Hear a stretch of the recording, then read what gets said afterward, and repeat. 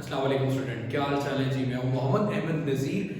मेरी जान, जैसे कि मैंने आप लोगों से प्रॉमिस किया था कि मैं आप लोगों को डेमो एक वीडियो रिकॉर्डेड लेक्चर्स भी प्रोवाइड करूंगा, और जैसे कि आप सबको पता है कि हम एम नज़ीर चैनल से इंशाल्लाह कल से ही अपनी लाइव क्लासेस का आगाज कर रहे हैं। तो आज मैं टॉपिक नंबर 1 जो कि एमडी कैट ईटा जो आपके लिए इम्पोर्टेंट है, या कह सकते हो नम्स के लिए भी, उसके बारे में जनाब हम कुछ बातें करने जा रहे हैं चैप्टर नंबर 1 की। और लेक्चर स्टार्ट करने से पहले मेरी आप लोगों से जो एक हम्बली रिक्वेस्ट होगी वो मेरे बेटा ये होगी कि अगर अभी तक आपने चैनल सब्सक्राइब नहीं किया हुआ तो एम नज़ीर चैनल को जरूर सब्सक्राइब कर लें। और दूसरी बड़ी रिक्वेस्ट ये होगी कि कोई भी आप लेक्चर सुनते हो उस लेक्चर को पूरा सुना करें, तभी जाके आपका जो कॉन्सेप्ट है, तभी जाके जो मेरा मकसद है अपना पूरा मैसेज डिलीवर करने का, वो आप तक आ जाएगा। और हाँ, अगर किसी को वीडियो क्वालिटी का इशू आता है ड्यूरिंग द लेक्चर तो आप वीडियो क्वालिटी पे जाके 720 को सिलेक्ट करें और इसको डेफिनेटली, और उसके बाद जब लेक्चर खत्म हो जाए तो अपना फीडबैक जरूर दीजिएगा कि आपका जो लेक्चर है वो कैसा रहा। तो मेरे बेटे मैं बहुत सिंपल वे से स्टार्ट करूंगा।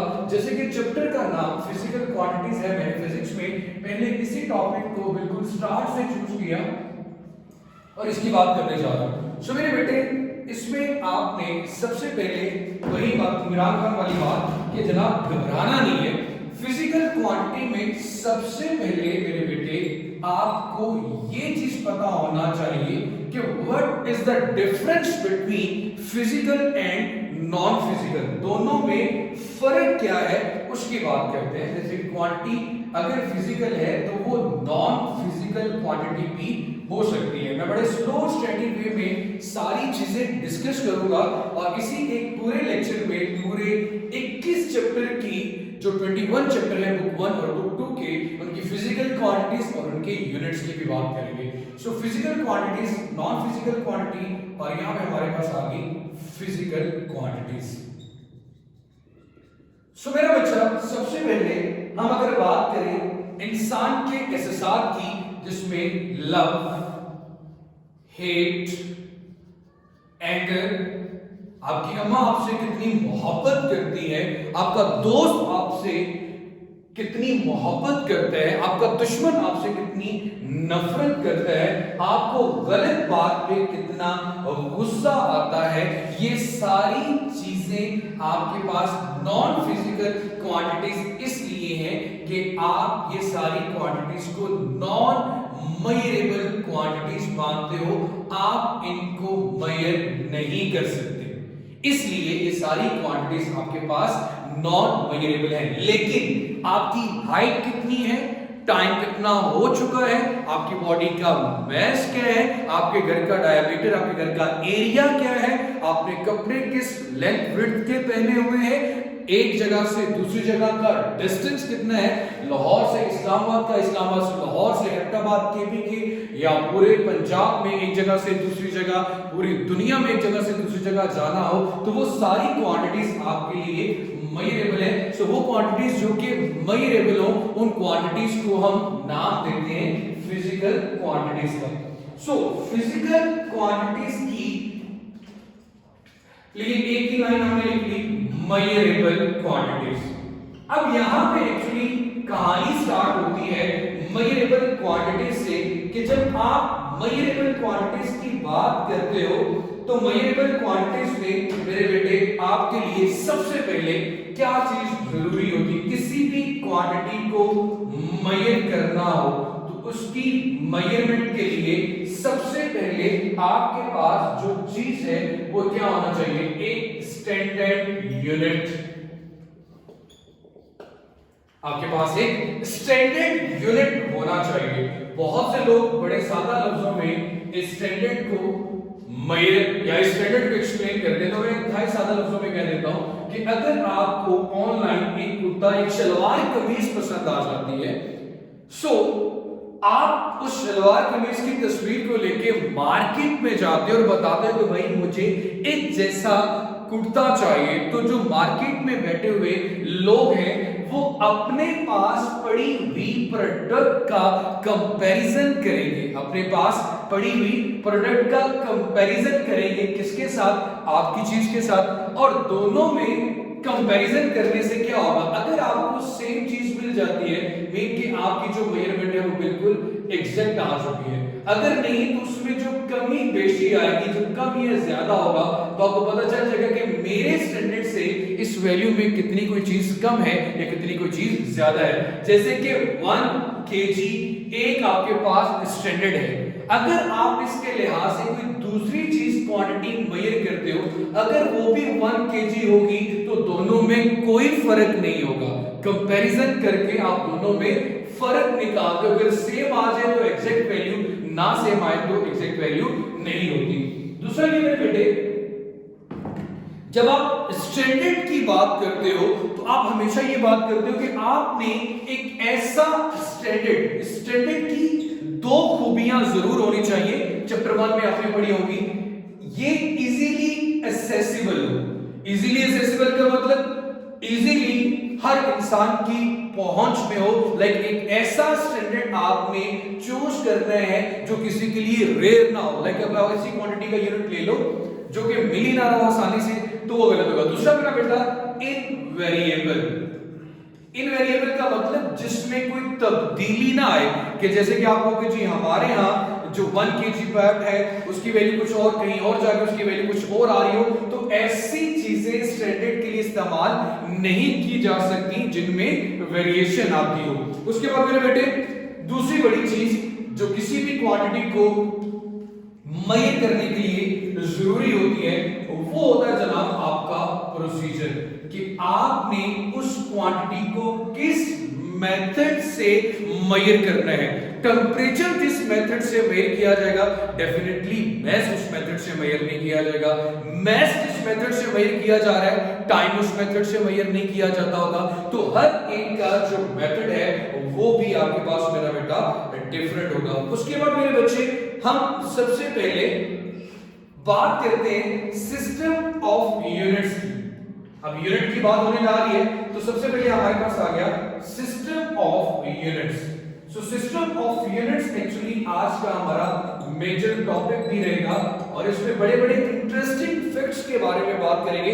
इससे पहले जैसे कि अभी आप लोगों को ये चीज क्लियर कर दूं, अभी आप जो सिस्टम ऑफ यूनिट्स की बात करते हो अपनी बुक्स में, वो इंटरनेशनल सिस्टम ऑफ यूनिट्स होता है जिसे आप एसआई सिस्टम ऑफ यूनिट्स कहते हो। लेकिन इससे पहले आपके पास मेरे बच्चे स्टेप बाय स्टेप हम ऐसे तक पहुंचे थे। सबसे पहले हमारे पास सिस्टम था मेरी जान एमकेएस, उसके बाद मेरा बेटा हमारे पास आया सीजीएस, उसके बाद मेरे बेटे हमारे पास आया एफपीएस।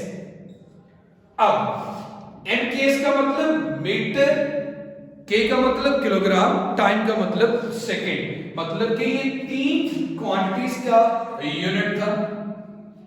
सेंटीमीटर, ग्राम, सेकंड, ये भी तीन क्वांटिटीज के लिए एक सिस्टम ऑफ यूनिट्स था। फुट, पाउंड, सेकंड, ये भी तीन क्वांटिटीज के लिए यूनिट था। लेकिन आप सबको पता है कि ऐसे सिस्टम में आप 7 बेस क्वांटिटीज की बात करते हो, लेकिन एक एमसीक्यूज जो बड़ा इंपॉर्टेंट भी है वो ये पूछा जाता है कि इन चारों सिस्टम में, in all system of units, ऐसी कौन सी चीज है जो कॉमन है जिसका जो यूनिट है वो सेम होगा। टाइम का यूनिट सारे सिस्टम ऑफ यूनिट्स में सेम आ रहा है, जो कि हमारे पास मेरा बेटा क्या होगा, सेकंड होगा। उसके अलावा यहां पे सबसे पहला सिस्टम मैस था, दूसरा आपके मीटर है, दूसरे में सेंटीमीटर, वो भी लेंथ का यूनिट है। लेकिन यहां पे जो फुट, पाउंड, सेकंड है, एफ का मतलब फुट, पाउंड, सेकंड, इस सिस्टम को इंग्लिश सिस्टम ऑफ यूनिट्स या फिर ब्रिटिश सिस्टम ऑफ यूनिट्स का नाम भी देते थे। इसको हम इंग्लिश सिस्टम ऑफ यूनिट्स और ब्रिटिश सिस्टम ऑफ यूनिट्स का नाम भी देते हैं। मेरे बच्चे ये जो फुट है या आपके पास पाउंड है, ये मेरी जान आपका जो यूनिट है ये वेट का यूनिट है, और वेट मेरा बेटा आपके पास फोर्स है, वेट आपके पास एक फोर्स है, सो ये फुट पाउंड आपके पास इंग्लिश सिस्टम ऑफ यूनिट्स में फुट का यूनिट था। उसके बाद मेरे बच्चे यहां से एक सवाल ये भी पूछा जाता है कि ऐसे सिस्टम ऑफ यूनिट्स का नाम बताएं। इस क्वेश्चन को ध्यान से जरूर सुनिएगा कि ऐसे सिस्टम ऑफ यूनिट्स का नाम बताएं जिसमें फोर्स एक बेस क्वांटिटी मानी जाती है। ये अभी मैंने वैसे आप लोगों से बात कर ली कि ऐसा कौन सा सिस्टम ऑफ यूनिट है जिसमें हम ये बात करते हैं कि फोर्स एक बेस क्वांटिटी का नाम है। तो मेरे बेटे वो एफपीएस सिस्टम है। एफपीएस सिस्टम में फोर्स को एक बेस क्वांटिटी माना जाता है। एसआई सिस्टम में ये बेस क्वांटिटी नहीं बल्कि एक ड्राइव क्वांटिटी होती है। सो ये मेरे बेटे आप लोगों को इस चीज के बारे में जरूर पता होना चाहिए। उसके बाद मेरे बेटे यहां पे आपने बात की पहले सिस्टम में लेंथ की, मैस की और टाइम की। ये बात मैं पहले भी कर चुका हूं। यहां पे भी लेंथ, मैस और टाइम की बात कर रहे हैं। इसी तरह यहां पे वेट, फुट आपके पास लेंथ का यूनिट है, पाउंड आपके पास वेट का यूनिट है और सेकंड आपके पास टाइम का यूनिट है। Foot, pound, second. देखो फीट आप लोग खुद ही कहते हैं इस बात का। उसके बाद मेरे बेटे पाउंड यूनिट फॉर फोर्स और वेट। फुट आपके पास लेंथ का यूनिट है, हो सकता है मैंने गलती से पहले फुट को कह दिया। पाउंड आपके पास वेट का यूनिट है, एस आपके पास सेकंड का यूनिट है और सिस्टम ऑफ यूनिट्स में 7 बेस क्वांटिटीज आती हैं। अब मेरे बेटे हम वन बाय वन उनके बारे में बात करेंगे। तो अब इन तीन सिस्टम में एमकेएस मीटर लेंथ का यूनिट, किलोग्राम मैस का यूनिट, सेकंड टाइम का यूनिट, सीजीएस सेंटीमीटर लेंथ का यूनिट, ग्राम मैस का यूनिट, सेकंड टाइम का यूनिट, एफपीएस फुट लेंथ का यूनिट, पी पाउंड वेट का यूनिट और सेकंड टाइम का यूनिट। सिमिलरली एसआई में इंटरनेशनल सिस्टम ऑफ यूनिट्स में आपके पास सेकंड का यूनिट भी सेम रहता है। तो मैंने कहा था कि ऐसा सिस्टम बताएं जिसमें यूनिट या ऐसा क्वांटिटी, ऐसा यूनिट बताएं जो हर सिस्टम ऑफ यूनिट्स में सेम था, वो सेकंड है, टाइम है। और ऐसा सिस्टम ऑफ यूनिट्स बताएं जिसमें फोर्स एक बेस क्वांटिटी मानी जाती है, वो आपके पास एफपीएस सिस्टम है। तो अब मेरे बच्चे इसको अगर कोई स्क्रीनशॉट लेना चाहे तो आप लोग ले सकते हैं। तो अब हम मेरे बच्चे बात करेंगे सबसे पहले एसआई सिस्टम की, बेस क्वांटिटीज की, ड्राइव क्वांटिटीज की, बेस यूनिट्स की, ड्राइव यूनिट्स की। और उसके बाद मेरे बच्चे हम अब इसकी इंटर कन्वर्जन करेंगे कि आप एमकेएस से सीजीएस में कैसे जा सकते हैं। सो इसको मैं मेरा बेटा रेस कर देता हूं। कोई चीज जो आप लोगों ने पूछनी हो कमेंट सेक्शन में जरूर पूछिएगा और अपना जो फीडबैक है मेरा बेटा वो भी जरूर सबमिट कीजिएगा। और अगर किसी चीज की समझ नहीं आती तो कोशिश किया करें कि लेक्चर को पूरा गौर से सुने, हैंड फ्री लगा के सुना करें, ताकि आपकी जो कंसंट्रेशन है वो सिर्फ और सिर्फ आपकी स्टडी पर ही हो। सो मेरी जान अब हम बात करते हैं नेक्स्ट। सबसे पहले तो मेरा बेटा आप सबको ये बात बड़े अच्छे से पता है कि 1960 में जो जनरल कॉन्फ्रेंस हुई थी पेरिस के अंदर, वहां पे इस सिस्टम को जिसे हम इंटरनेशनल सिस्टम ऑफ यूनिट्स या एसआई कहते हैं, ये पूरी दुनिया में अडॉप्ट किया गया। ये worldly adopted system of units है। सो बेस और फंडामेंटल का मतलब ही क्या होता है? सबसे पहले तो बेस यूनिट्स की बात करते हैं ना, जो कि बेस क्वांटिटीज के लिए इस्तेमाल करते हैं। बेस मतलब बुनियाद, ऐसी चीज जो एक दूसरे में इंटर कन्वर्ट ना हो सके।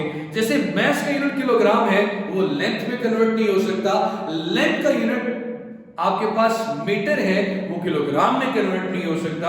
तो इसी तरह मेरा बेटा ऐसी चीजें जो नॉन कन्वर्टेबल हो, नॉन कन्वर्टेबल, उन्हें हम बेस कहते हैं। हमारे पास लेंथ, मैं पहले क्वांटिटी लिखता हूं फिर यूनिट लिखता हूं। क्यू से मैंने क्वांटिटी को रिप्रेजेंट कर दिया, यू से यूनिट को। तो हमारे पास क्वांटिटी है जी length, mass, time, temperature, electric current, amount of substance, POS लिख लेता हूं, intensity of light। लेंथ का यूनिट मीटर, mass का यूनिट किलोग्राम, टाइम का यूनिट सेकेंड, टेम्परेचर केल्विन में, इंटरनेशनल सिस्टम यूनिट्स में बात करेंगे, इलेक्ट्रिक करंट का unit ampere, amount of substance के लिए मोल और इंटेंसिटी ऑफ लाइट के लिए कैंडेला यूज करते हैं। मेरे बच्चे जब क्वांटिटी ऑफ मैटर को मैस में देखा जाए तो उसके लिए यूनिट हम यूज करते हैं केजी, और जब क्वांटिटी ऑफ मैटर को नंबर ऑफ एटम्स के या नंबर ऑफ मोल्स के लिहाज से बात की जाए तो उसके लिए मेरा बेटा हम यूनिट यूज करते हैं मोल। सो मेरे बच्चे अब हम बात करते हैं नेक्स्ट, हमारे पास जो बेस यूनिट्स के बाद दूसरी चीज आती है, अब सबको पता है, वो मेरा बेटा ड्राइव यूनिट्स होते हैं। ड्राइव यूनिट्स वो यूनिट्स जो बेस क्वांटिटीज या बेस यूनिट से मिलकर बने हो। तो सबसे पहले जैसे कि मैं फोर्स का बेस यूनिट लिखता हूं, सॉरी ड्राइव यूनिट लिखता हूं, वो बेटा क्या होता है, न्यूटन। और Newton according to Newton second law of motion, F होती है हमारे पास ma। 1 न्यूटन इक्वल आता है बेस यूनिट्स में 1 kilogram metre per second square. So kilogram metre per second square is equal to 1 newton, और 1 न्यूटन एक drive unit है जिसको in terms of base unit भी हमने लिखा। इसी तरह हमारे पास वर्क एनर्जी की कोई भी फॉर्म हो या वर्क की बात कर ले तो उसके लिए हम यूनिट जो यूज करते हैं ड्राइव, वो जूल यूज करते हैं। इसके लिए यूनिट हमारे पास अगर इन टर्म्स ऑफ बेस यूनिट्स लिखा जाए तो मेरे बच्चे हमारे पास आता है किलोग्राम मीटर क्यूब पर सेकंड स्क्वायर। हम इसको ऐसे भी लिख सकते हैं, बट ये हमारे पास किस इक्वल आ गया बेटे, 1 जूल। ये हमारे कुछ डराइव या बहुत डराइव यूनिट्स हैं। इसके बाद एक इंपॉर्टेंट बात, ऐसे यूनिट्स जो ना तो बेस में कंसीडर किए जा रहे हैं ना डराइव में, उन्हें हम नाम देते हैं सप्लीमेंट्री यूनिट्स का। उन्हें हम क्या नाम देते हैं मेरा बेटा, सप्लीमेंट्री यूनिट्स का। दो सप्लीमेंट्री फिजिकल क्वांटिटीज हैं, एक मेरे बच्चे आपके पास है प्लेन एंगल, और दूसरी क्वांटिटी आपके पास है मेरा बेटा सॉलिड एंगल। प्लेन एंगल आपके पास 2 डायमेंशनल एंगल होता है, 2D जिसे हम कहते हैं। थीटा सर्कल का जो एंगल है, एंगुलर मोशन में जो एंगल बनता है, एंगुलर डिस्प्लेसमेंट में जो एंगल बनता है, उसको मेरे बेटे हम प्लेन एंगल का नाम देते हैं। और इसका जो सप्लीमेंट्री यूनिट है मेरा बेटा वो रेडियन होता है। इसका जो सप्लीमेंट्री यूनिट है वो क्या होता है मेरे बच्चे, रेडियन होता है। उसके बाद सॉलिड एंगल आपके पास 3 डायमेंशनल एंगल होता है, 3D एंगल। और स्फीयर के एंगल को, स्फेरिकल शेप्ड ऑब्जेक्ट के एंगल को हम नाम देते हैं सॉलिड एंगल का, और इसका जो सप्लीमेंट्री यूनिट होता है वो स्टेरेडियन होता है। अब मेरे बच्चे 1 रेडियन 1 स्टेरेडियन, इसकी बात करेंगे। आपके पास अगर पूरी सर्कल की बात की जाए, अगर पूरे सर्कल की बात की जाए प्लेन एंगल में, तो 1 रेवोल्यूशन, एक पूरा चक्कर इक्वल होता है 2 पाई रेडियन के। इसके ऊपर मैं सर्कल कर रहा हूं, ये बहुत इंपॉर्टेंट रिलेशन है, इसे पूछा जाता है। और 1 एक स्फीयर का जो पूरा सॉलिड एंगल होता है, एक पूरे स्फीयर का जो सॉलिड एंगल होता है वो आपके पास होता है मेरा बेटा 4 पाई स्टेरेडियन, 4 पाई स्टेरेडियन। अब बहुत से लोगों ने ये बात क्वेश्चन भी करते हैं कि यार ये जो प्लेन एंगल है सर्कुलर पाथ में या एंगुलर डिस्प्लेसमेंट में तो हमें नजर आ जाता है, ये जो सॉलिड एंगल है इसको हम कैसे देख सकते हैं? तो बड़ी सादा सी एग्जांपल है, तरबूज खरीदते वक्त आप उससे हमेशा कहते हो यार मुझे चेक करवाओ, आप उसमें से वो बाहर से जो निकालते हो वो जो एंगल बन रहा होता है वो सॉलिड एंगल है। या टॉर्च लाइट जो एंगल बना रही होती है वो भी आपके पास एक सॉलिड एंगल होता है। कॉर्नेटो की जो कोन है, आइसक्रीम है, वो भी कुछ शेप की होती है, स्टेरेडियन शेप की है, वो भी आपके पास एक सॉलिड एंगल है। सो अब मेरे भाई हमें ये बात करनी है, बहुत से लोग मेजरमेंट्स में कंफ्यूज भी होते हैं। अभी तक हम लोगों ने बात की फिजिकल क्वांटिटीज और नॉन फिजिकल क्वांटिटी में डिफरेंस क्या है। फिर फिजिकल क्वांटिटीज को मेजर करते हैं तो उन्हें हम यूनिट्स का नाम देते हैं। बेस यूनिट्स, डिराइव्ड यूनिट्स और सप्लीमेंट्री यूनिट्स क्या-क्या चीजें हैं। अब मेरे बच्चे हम लोगों ने ये बात करनी है कि मेजरमेंट करते वक्त आपने देखा होगा कि अगर किसी क्वांटिटी के साथ यूनिट अगर छोटा हो तो उसका मैग्नीट्यूड बड़ा होता है, और अगर मैग्नीट्यूड छोटा हो तो उसका यूनिट बड़ा होता है। तो ये अभी मैंने क्या फिलोसॉफिकल बात कर दी, इसको समझाने के लिए मैं एक बार फिर से मेरा बेटा बोर्ड को रेज करता हूं, और ये पॉइंट जरूर जरूर जरूर समझिएगा। इससे पहले भी आप लोगों को इन चीजों के बारे में पढ़ा होगा, लेकिन आज जिस मेथड से हम इस चीज को प्रूव करेंगे, बात करेंगे, वो थोड़ा सा डिफरेंट होगा और बहुत बहुत बहुत आसान होगा। आपका ये कॉन्सेप्ट क्लियर हो जाएगा कि यार smaller unit larger magnitude, larger unit smaller magnitude का मतलब क्या है, इसको मेरी जान हम क्लियर करते हैं। तो सबसे पहले मेजरमेंट की मैंने हेडिंग दी, और उसके बाद एक्चुअली अब मैं ये करना चाह रहा हूं, मेरा मेन जो पर्पस है वो ये है कि क्वेश्चंस बोर्ड के पेपर पे ईटा में पूछे जाते हैं कि आप एमकेएस सिस्टम से सीजीएस सिस्टम में जब वैल्यूज को इंटर कन्वर्ट करते हैं तो कैसे करते हैं। ये बहुत इंपॉर्टेंट क्वेश्चन है, और बहुत इंपॉर्टेंट इसलिए है कि इसमें से एमसीक्यू जरूर पूछा जाता है। तो इसके लिहाज से मैंने आपको बता दिया कि किसी भी नंबर की जब आप मेजरमेंट करते हो तो दो चीजें होते हैं, एक उसका नंबर होता है, मतलब मैग्नीट्यूड 16 मीटर 16 एक नंबर है, और मीटर उसके साथ यूनिट है। तो किसी भी क्वांटिटी में number multiply by unit, number multiply by unit, ये हमेशा एक कांस्टेंट के इक्वल आता है। अब कैसे, मैं यहां पे एक फार्मूला लिखता हूं, मैं कहता हूं जी n1 मतलब नंबर 1, u1 उसके साथ जो पहला यूनिट 1 लिखा हुआ है इज इक्वल टू n2, ये यूनिटी आएगी, n2 नंबर 2 यूनिट 2। अब ये जो लाइन मैंने लिखी इसको मैं प्रूव कैसे करता हूं। देखो भाई, मैं ये बात कह रहा हूं कि 1 किलोग्राम में 1000 ग्राम होते हैं, 1 किलोग्राम में 1000 ग्राम होते हैं। यहां से छोटी सी बात आपने नोट करनी है कि अगर आपके पास यहां पे ये नंबर अगर छोटा है, इसके लिए मैं एरो डाउनवर्ड लगा रहा हूं छोटी क्वांटिटी को रिप्रेजेंट करने के लिए, लेकिन इसके साथ यूनिट क्या आ रहा है, बड़ा आ रहा है, ये इक्वल आ रहा है बड़े नंबर के, और यूनिट क्या आ रहा है, छोटा आ रहा है।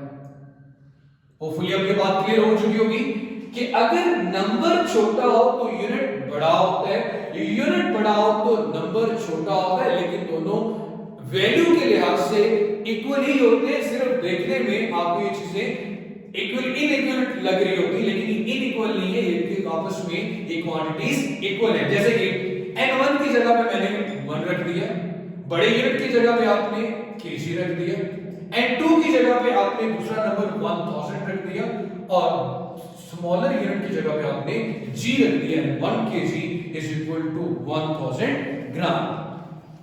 अब मेरी जान, हम एमकेएस से सीजीएस सिस्टम में जाते हैं जब, इसके हजारों मेथड्स हैं, डिफरेंट लोग डिफरेंट मेथोडोलॉजी के साथ आपको एमकेएस से सीजीएस में जाना सिखाते हैं। तो मेरा बेटा, मैं तो आपको बहुत सिंपल सा रूल समझाऊंगा, और उसी रूल को फॉलो करते हुए हम अपनी बुक 1 और बुक 2 के सारे क्वेश्चंस को सॉल्व करेंगे। वो सिंपल सा रूल क्या है, एमकेएस मतलब लेंथ का यूनिट मीटर है, इसके अलावा मास का यूनिट किलोग्राम है, टाइम का यूनिट सेकंड है, सीजीएस सिस्टम में भी टाइम का यूनिट सेकंड है। मतलब जो कन्वर्जन करनी है हमने इनमें, मीटर अगर होगा तो उसको सेंटीमीटर में ले आएंगे, किलोग्राम होगा तो उसको ग्राम में ले आएंगे। तो मैं सबसे पहले आपके सामने लिखता हूं कि 1 मीटर, आप सबको मेरे बच्चे अच्छे से पता होता है कि वो इक्वल होता है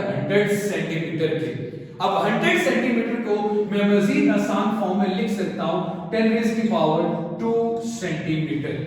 1 metre is equal to 100 centimetre and 100 centimetre is equal to 10 raise की पावर 2 सेंटीमीटर। इसी तरह मेरे बच्चे अगर मैं बात करता हूं 1 केजी की, सो 1 केजी आपके पास इक्वल होता है 1000 ग्राम के। 1 केजी आपके पास इक्वल होता है मेरा बेटा 1000 ग्राम के, और 1000 ग्राम के अगर मेरे बच्चे में बात करूं तो इक्वल आएगा 10 रेज़ की पावर 3 ग्राम के इक्वल भी आ सकता है। 10 को 3 टाइम 10 से ही मल्टीप्लाई करें तो मेरी जान ये आपके पास 1000 ग्राम बनता है। इसको मेरे बच्चे मैं यहाँ पे एक बॉक्स बना के लिख लेता हूं और आपके सामने कुछ क्वांटिटीज में इंटर कन्वर्जन करता हूं। एग्जांपल क्या मेरे बच्चे, जरा ध्यान से सुनिएगा मेरी जान, बहुत आसान है, कुछ मुश्किल नहीं है, लेकिन कुछ चीजें मेरा बेटे हमें रिकॉल करनी होती है, प्रैक्टिस करनी होती है, याद करनी होती है। मेरे बेटे अगर मैं फोर्स की बात करूं, फोर्स का यूनिट मेरे बेटे आप लोगों ने न्यूटन भी पढ़ा होगा। यूनिट आपके पास एस है, उसका यूनिट न्यूटन है।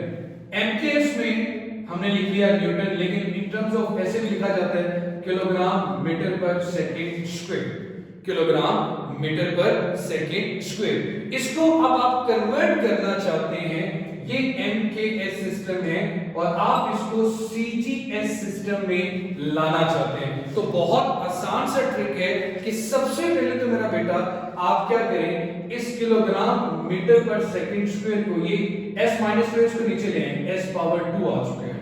अब मेरा काम क्या है जनाब, मैंने किलोग्राम को ग्राम में लेके आना है और मीटर को सेंटीमीटर में लेके आना है। तो अभी मैंने पढ़ा कि जहां पे 1 केजी लिखा होगा वहां पे मैं लिख सकता हूं 10 रेज़ की पावर 3 ग्राम, तो मैंने लिख दिया 10 रेज़ की पावर 3 ग्राम। और जहां पे 1 मीटर लिखा होगा वहां पे मैं लिख दूंगा 10 रेज़ की पावर 2 सेंटीमीटर। और डिवीजन में मेरे पास यहां पे आ रहा है सेकंड स्क्वायर, टाइम के यूनिट को चेंज करने की जरूरत नहीं, वो एमकेएस में भी सेकंड है और सीजीएस में भी सेकंड है। अब आप सबको यहां से बड़े अच्छे से बात पता है कि अगर 10 की पावर मतलब बेस सेम हो तो पावर्स हमेशा ऐड होती हैं, तो 3 + 2 मेरा बेटा ये बन जाएगा 10⁵ ग्राम सेंटीमीटर पर सेकंड स्क्वायर। तो आपने ये बात देख ली कि 1 न्यूटन किसके इक्वल आ रहा है, 10⁵ ग्राम सेंटीमीटर पर सेकंड स्क्वायर। तो ये हमने इसको किसमें कन्वर्ट कर दिया मेरा बेटा, एमकेएस से सीजीएस सिस्टम में। अब मेरी जान एक और चीज करते हैं, सीजीएस सिस्टम में ये जो ग्राम सेंटीमीटर पर सेकंड स्क्वायर लिखा हुआ है, मैं इसको जरा हाईलाइट करके लिख रहा हूं। सीजीएस सिस्टम में अभी जो आपने 1 न्यूटन लिखा कि जी 10 रेज़ की पावर 5 ग्राम सेंटीमीटर पर सेकंड स्क्वायर है, इसको सीजीएस सिस्टम में एक और भी नाम दिया जाता है जिसको डाइन कहते हैं। डाइन मतलब चुड़ैल वाली नहीं, DYNE, इसको मेरी जान डाइन का नाम भी दिया जाता है। So 1 newton actually is equal to 10 raise की पावर 5 डाइन। ये आपका एमकेएस सिस्टम है। सीजीएस सिस्टम में ये किसके इक्वल है, 10 रेज़ की पावर 5 डाइन के इक्वल। अब बहुत से लोग सवाल करते हैं सर वहां तो सिर्फ यूनिट्स में थोड़ी पूछा जाएगा, नंबर भी होगा, तो नंबर की कन्वर्जन तो मेरी जान इजीली की जा सकती है। आप तो उसकी जगह पे सिर्फ सेंटीमीटर की जगह पे 10 रेज़ की पावर 2 लिखोगे, जो भी वैल्यू होगी सिर्फ आपने उस नंबर के साथ मल्टीप्लाई करना होगा।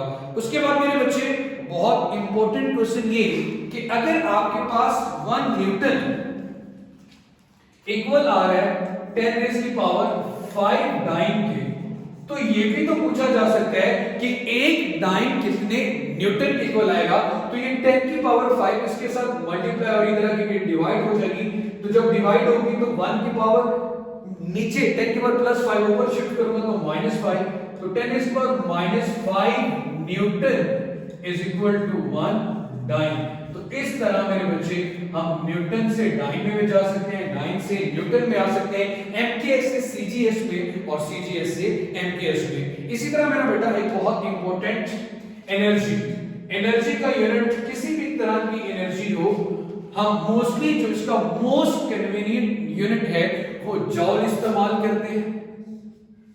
अब मेरे बेटे जॉल यूनिट है एनर्जी का एमकेएस में, हम इसको कन्वर्ट करना चाह रहे हैं सीजीएस में, तो मेरे बेटे 1 जॉल एक्चुअली इक्वल होता है, अगर किलोग्राम में लिखा जाए 1 किलोग्राम या kilogram metre square per second square, kilogram metre square per second square. अब मेरे बच्चे, अब हमने इसे सीजीएस सिस्टम में लाना चाह रहे हैं, तो केजी की जगह पे हमें बड़े अच्छे से पता है कि हम क्या शिफ्ट करेंगे, 10 रेज़ की पावर 3 ग्राम आपने शिफ्ट कर दिया मेरा बेटा, 10 रेज़ की पावर 3 ग्राम। आगे आ रहा है मीटर स्क्वायर, हमने तो सिर्फ मीटर पढ़ा था, तो कन्वेंशन फॉर इंडिकेटिंग यूनिट्स में आपने ये चीज पढ़ी होगी कि अगर आप मीटर स्क्वायर की बात करना चाह रहे हो तो इसे लिख दो 10 रेज़ की पावर 2 सेंटीमीटर, और वो इसके ऊपर क्या आ जाएगा मेरा बेटा, स्क्वायर 2 से मल्टीप्लाई होगा, तो ये आपके पास बच जाएगा 10 रेज़ की पावर 4। अब 7 पर सेकंड स्क्वायर है तो उसको मैंने वैसे लिख दिया, पर लिख के टाइम के यूनिट को चेंज करने की जरूरत नहीं है। अब 10 रेज़ की power 3 gram multiply by 2 multiply by 2 4 आएगा centimetre square per second square. Base same हो तो पावर्स ऐड करते हैं, तो 10 की पावर 3 प्लस 10 रेज़ की पावर 4, तो ये मेरे बच्चे हमारे पास आ जाएगा gram centimetre square per second square, 10 raise की पावर 7 1 जॉल इस तरीके को ला रहे हैं। लेकिन जैसे कि मैंने कहा ग्राम सेंटीमीटर पर सेकंड स्क्वायर किसके को ला रहा है, डाइन के, इसी तरह gram centimetre square per second square ये मेरा बेटा अर्ज के इक्वल होता है। जैसे एनर्जी ENERGY है, इसी से आप याद कर लें कि ERG से अर्ज भी हम इसको लिख सकते हैं, तो मैं लिख सकता हूं कि 1 joule is equal to 10 raise की पावर 7 अर्ज के इक्वल होता है। इस तरह हमने इसकी भी कन्वर्जन कर ली। आगे मेरे बेटे हम अब क्या करते हैं, हम लोगों ने ये चीज देख ली कि एमकेएस से सीजीएस में कैसे जाना है। अब हमारे पास पूरी बुक में 21 चैप्टर हैं, तो मैं हर एक चैप्टर में यूज होने वाली क्वांटिटीज का थोड़ा थोड़ा रिव्यू आपको देता हूं कि हम उसकी इंटर कन्वर्जन कैसे करते जाएंगे।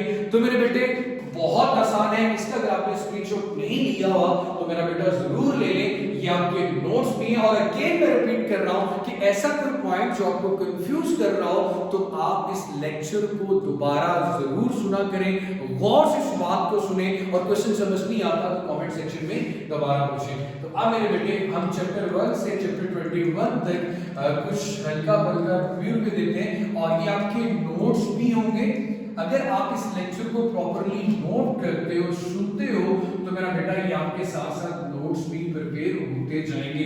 और जैसे जो बच्चे हमें ज्वाइन करेंगे इंशाल्लाह लाइव सेशन में, उनको भी चैप्टर वाइज जो नोट्स हैं उनकी पीडीएफ स्पेशली एमडीकैट, ईटा और ईकैट के बच्चों को हम इंडिविजुअली हर सब्जेक्ट की प्रोवाइड करेंगे। सो मेरी जान, सबसे पहले चैप्टर नंबर 1, जैसे कि अभी हमने अपनी बात कर रहे फिजिकल क्वांटिटी, इसमें कोई ऐसी कोई खास स्पेसिफिक क्वांटिटी नहीं है जिसको कन्वर्ट करना पड़े। आपको पता है कि मीटर को सेंटीमीटर में लिखेंगे, किलोग्राम को ग्राम में, और सेकंड को सेकंड में। चैप्टर 1 में मैंने लिख दिया कोई स्पेसिफिक क्वांटिटी नहीं है, इसलिए चैप्टर 2 में आ जाते हैं। चैप्टर 2 में मेरे बेटे आप सबको पता है कि जो चीज बाकी सारी क्वांटिटीज तो सेम ही है, लेकिन लेंथ वगैरह जो चीज नहीं आती है वो आ जाता है आपके पास टॉर्क। टॉर्क प्रोडक्ट होता है आर और एफ का। आर क्योंकि लेंथ है, इसका वैसे यूनिट बनता है न्यूटन मीटर। अब ये आपके पास एमकेएस सिस्टम है। अभी हम लोगों ने ये सारी डेरिवेशन पढ़ी कि न्यूटन वैसे डाइन के इक्वल भी होता है, तो सिंपली मैं न्यूटन की जगह पे डाइन लिख लूंगा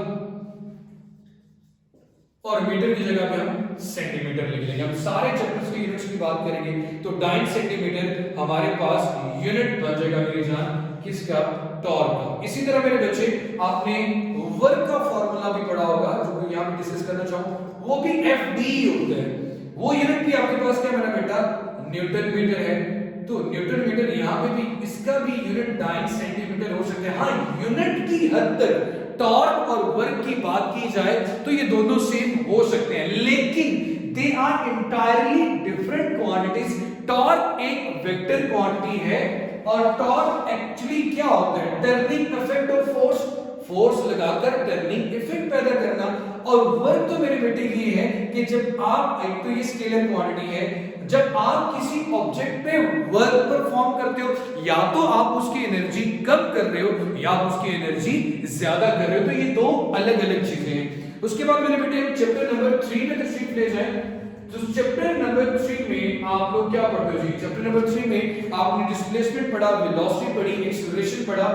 डिस्प्लेसमेंट का यूनिट अगर मीटर है तो सीजीएस में सेंटीमीटर आ जाएगा। इसी तरह मेरा बेटा वेलोसिटी है, वेलोसिटी का यूनिट मीटर पर सेकंड है, सीजीएस में आप उसे सेंटीमीटर पर सेकंड लिख लोगे।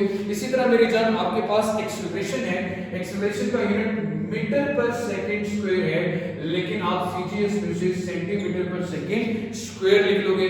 सेंटीमीटर पर सेकंड स्क्वायर को, सेंटीमीटर पर सेकंड स्क्वायर को, ये बात ध्यान से सुनना, सीजीएस में गैल भी कहते हैं, गैलीलियो के नाम से GAL, सेंटीमीटर पर सेकंड स्क्वायर, इसका एक नाम ये भी है, तो इसको जरा गौर कर लीजिएगा। उसके बाद मेरे बेटे फोर्स का यूनिट आप सबको पता है जनाब न्यूटन होता है, तो उसके लिए आपने डाइन पढ़ लिया हुआ है, kilogram metre per second square SI system में हम ले लेंगे और न्यूटन भी लिखते हैं, या फिर अगर आप इसे लिखना चाहो सीजीएस में तो हम डाइन की बात करते हैं। इसी तरह मेरे बच्चे इसमें एक क्वांटिटी मोमेंटम की आती है, तो मोमेंटम आपके पास मास और वेलोसिटी का प्रोडक्ट होता है, उसका यूनिट बनता है किलोग्राम मीटर पर सेकंड, या फिर इसका यूनिट बनता है न्यूटन सेकंड। अगर इसका यूनिट न्यूटन सेकंड बन रहा है तो इसको हम डाइन सेकंड भी लिख सकते हैं। इसी तरह मेरा बेटा एक क्वांटिटी आपके पास इंपल्स आती है, वो फोर्स और टाइम का प्रोडक्ट होती है, उसका यूनिट भी न्यूटन सेकंड बनता है, इसलिए इसका सीजीएस सिस्टम में यूनिट भी डाइन सेकंड हम इजीली लिख सकते हैं। तो ये मेरे बच्चे हमारे पास चैप्टर नंबर 3 था। अब हम बात करते हैं इसी में चैप्टर नंबर 4 के बारे में। चैप्टर नंबर 4 में भी डिफरेंट मजेदार क्वांटिटी, जैसे कि अभी हमने वर्क की बात कर ली, और वर्क का जो यूनिट है ना मेरा बेटा, हम न्यूटन मीटर नहीं लेते एक्चुअली, इसका हम यूनिट लेते हैं मेरा बेटा जॉल। और जॉल को मेरे बेटे अभी हम लोगों ने ये बात बड़ी अच्छे से पढ़ ली है कि जॉल क्योंकि एनर्जी का यूनिट है, तो एनर्जी के लिए आप अर्ज यूज करते हैं, ERG। लेकिन एक चीज मेरे बेटे जो आप लोगों के साथ क्लियर करना चाहूंगा कि जब आप फूड की बात करते हो तो फूड में एनर्जी का जो यूनिट है आप कैलोरीज में बात करते हो। इलेक्ट्रिकल फूड की जब बात करते हैं तो हम कैलोरीज में एनर्जी की बात करते हैं। इलेक्ट्रिकल एनर्जी के लिए मेरे बेटे ये इंपॉर्टेंट एमसीक्यूज है, बहुत से लोग गलती करते हैं, इसका यूनिट होता है किलोवाट आवर। लेकिन जैसे ही कोई बंदा वॉट का वर्ड सुनता है तो वो क्या करते हैं, वो जनाब ये समझता है कि ये पावर का यूनिट है। नहीं जनाब, जब पावर टाइम के साथ मल्टीप्लाई हो रही हो तो ये एनर्जी का यूनिट है। ये किसका यूनिट है मेरे बच्चे? एनर्जी का यूनिट है। इसके अलावा मेरी जान हम हीट एनर्जी की भी बात करते हैं, तो हीट एनर्जी के लिए भी यूनिट जॉल यूज करते हैं। उसके बाद मेरे बेटे इसी चैप्टर में पावर है, पावर का फॉर्मूला होता है वर्क डिवाइडेड बाय टाइम। तो वर्क एनर्जी की फॉर्म है, तो वर्क के लिए अगर मेरे बेटे आपके पास अर्ज यूज किया जाता है तो टाइम के लिए क्या यूज किया जाएगा? सेकंड। तो अर्ज पर सेकंड हम इसे सीजीएस में लिख सकते हैं। इसी तरह पावर का एक फॉर्मूला FV भी होता है, तो न्यूटन मीटर पर सेकंड के लिहाज से अगर मैं इसका यूनिट निकालूं तो ये बन सकता है डाइन, न्यूटन की जगह पे डाइन, मीटर की जगह पे सेंटीमीटर पर सेकंड भी इसका यूनिट आ सकता है। इसी तरह मेरा बेटा इंटेंसिटी की बात करें तो इंटेंसिटी का फार्मूला होता है पावर पर यूनिट एरिया। यहां से बड़ा इंपॉर्टेंट एमसीक्यू जो पूछा भी जाता है और आपको पता भी होना चाहिए, power per unit area. Intensity का यूनिट जैसे कि आपने साउंड वेव्स में पढ़ा था वॉट पर मीटर स्क्वायर होता है। एक वैल्यू आपने यहां पे याद रखनी है, वो वैल्यू आपके पास मेरा बेटा क्या है? 1.4 kilowatt per metre square. 1.4 kilowatt per metre square. Actually ये आपके पास इंटेंसिटी ऑफ सनलाइट है at the surface of atmosphere, not on the surface of the earth. ये आपके पास 1.4 kilometre watt per metre square intensity of light की value तो है, इंटेंसिटी ऑफ लाइट की वैल्यू तो है, लेकिन इंटेंसिटी ऑफ सनलाइट और दूसरा ये पॉइंट मेरा बेटा कि not on the surface of the earth, on the surface of the atmosphere. On surface of atmosphere. ये मेरे बेटे इवन की एफएससी के बोर्ड के एग्जाम में तो ये एमसीक्यू जरूर पूछा जाता है, इसको मेरे बच्चे आपने ध्यान में रखना है। उसके बाद हम आ जाते हैं मेरा बेटा चैप्टर नंबर 5 में। पहले चैप्टर 4 का स्क्रीनशॉट आप अच्छे से ले लें और ताकि आपके पास नोट्स भी साथ साथ बनते जाएं। तो अब मेरे जन हम चैप्टर नंबर 5 की बात करते हैं। पहले मैं इसको रेस करता हूं, 1 बाय 1 रेस करता हूं ताकि आपको साथ साथ इजीली स्क्रीनशॉट लेना भी आसान हो। सो चैप्टर नंबर 5 में आप लोगों ने कुछ यूनिट्स पढ़े होंगे। हमारे पास एंगुलर ज्योमेट्रिकल सप्लीमेंट्री यूनिट्स आता है, तो उसके लिए रेडियन। अब बहुत से लोग सवाल करते हैं यार पता नहीं सर यहाँ पे सीजीएस क्यों नहीं लेके आ रहे। भाई सीजीएस लेंथ के लिए था, मैथ्स के लिए था और आपके पास टाइम के लिए था, तो ये तो सप्लीमेंट्री क्वांटिटीज है, इनको तो हम सीजीएस में ला सकते हैं। इसके बाद मेरे बेटे अगर मैं बात करता हूँ एंगुलर वेलोसिटी की, तो इसके लिए यूनिट यूज किया जाता है रेडियन पर सेकंड, लेकिन इसके लिए मेरे बेटे रेवोल्यूशन पर मिनट भी यूनिट यूज किया जाता है। और यहाँ पे आपने 1 रेवोल्यूशन पर मिनट या रेवोल्यूशन पर मिनट का जो रिलेशन है जिसमें लिखा जाता है π/30 रेडियन पर सेकंड, ये आपने याद रखना है इंटर कन्वर्जन के लिए। रेवोल्यूशन पर मिनट और रेडियन पर सेकंड में क्या रिलेशन है। उसके बाद मेरा बेटा एंगुलर एक्सेलरेशन के लिए आप यूनिट पढ़ते हैं रेडियन पर सेकंड स्क्वायर। इसके अलावा मेरे बच्चे मोमेंट ऑफ इनर्शिया आपके पास क्वांटिटी है, इसका यूनिट यूज किया जाता है किलोग्राम मीटर स्क्वायर। उसके बाद मेरे बच्चे हमारे पास इसको हम सीजीएस में ग्राम सेंटीमीटर स्क्वायर भी लिख सकते हैं। इसी तरह मेरा बेटा हमारे पास एंगुलर मोमेंटम आ जाता है mvr। एंगुलर मोमेंटम mvr को हम लिख सकते हैं I ओमेगा की फॉर्म में भी, लाइक रोटेशनल काइनेटिक एनर्जी की सूरत में एक इसका फार्मूला √2IEB होता है, इसको भी मेरे बच्चे आपने याद रखना है। इसके अलावा याद रखिए एंगुलर मोमेंटम का जो यूनिट है, एंगुलर मोमेंटम का जो यूनिट है वो आपके पास जॉल सेकंड भी होता है। तो जॉल सेकंड को अगर आप सीजीएस में लिखना चाहो तो अर्थ सेकंड भी लिख सकते हैं। इसी तरह Planck's constant, reduced Planck's constant, मैं इसको रेज कर दूं। हम जब सेकंड बुक के चैप्टर में आएंगे मॉडर्न फिजिक्स के अलावा एटॉमिक फिजिक्स के अंदर जब ये टॉपिक्स पढ़ते हैं हम लोग, तो प्लैंक्स कांस्टेंट एच और रिड्यूस्ड प्लैंक्स कांस्टेंट इन दोनों का यूनिट भी जॉल सेकंड ही होता है। एंगुलर मोमेंटम का यूनिट भी जॉल सेकंड होता है। ये 3 फिजिकल क्वांटिटीज हैं जिनके यूनिट्स आपस में सेम है। अब मेरे बच्चे इसके बाद हम बात करते हैं चैप्टर नंबर 6 की। चैप्टर नंबर 6 में और कुछ पूछा ना पूछा जाए, एक टर्म बड़ी मशहूर है जिसे हम ईटा कहते हैं, कोएफिशिएंट विस्कोसिटी या विस्कोसिटी कोएफिशिएंट।